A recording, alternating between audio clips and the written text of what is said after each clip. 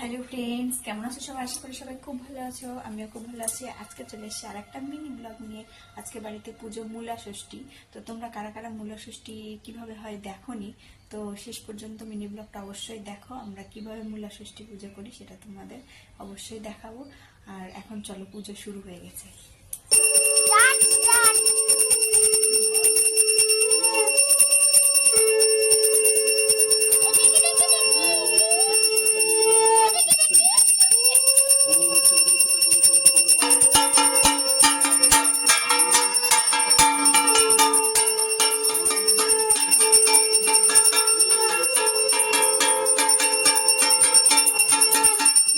তো পুজো শেষ, দেখো গরু বাছুর বানিয়ে একে পুজো করতে হয়। আর তারপরে মূলার গাছ, ধানের গাছ আর ফলমূল এসব দিয়ে পুজো করতে হয়।